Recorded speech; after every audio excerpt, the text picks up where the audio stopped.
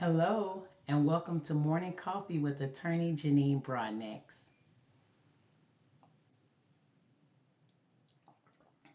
As we wind down 2025 and enter into a new year, I just wanted to make sure that I discuss with you the transfer on death instrument.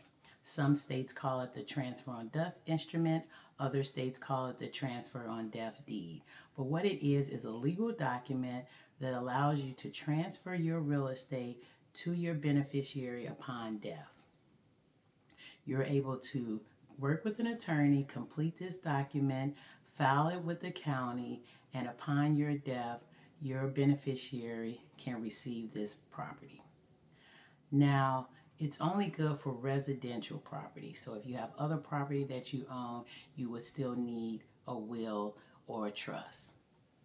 But this is a great estate planning document. As we discussed, there are many different types of estate planning document, but the transfer on death instrument is a very simple document and can be used when your assets are mainly your residential property and you have a beneficiary you want to leave it to. I would not recommend using a transfer on death instrument if there are multiple beneficiaries that you have, or if you want to set conditions to your beneficiaries receiving this property. But as I stated, a good thing with the transfer on death instrument, your beneficiaries can avoid the probate process. And if there's any liens on the property or mortgages on the property, your beneficiary would assume the property with that mortgage or with that lien. While you're alive, you maintain control over that property. You can, do whatever it is that you normally would do with your property. That doesn't change with the transfer on death instrument. It only transfers to your beneficiary upon your death.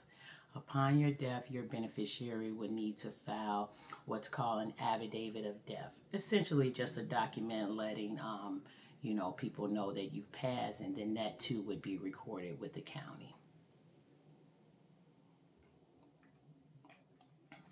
You can change or you can revoke this transfer on death instrument during your lifetime. If things change, life is always changing. And so that's another good thing about the transfer on death instrument, is that you can update it and you can change it as well.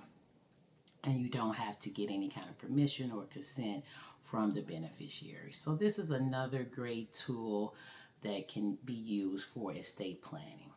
So if you are interested in a transfer on death instrument, you think it would be something you could benefit from, please contact my office and we can definitely assist you with this. I will make sure that my contact information is down in the comments below. Also, if you have suggestions or questions for me, or things you would like to have me discuss during the morning coffee time in the upcoming year, please leave a comment below as well. Wishing you a healthy and happy new year, and I look forward to connecting with you soon. Take care.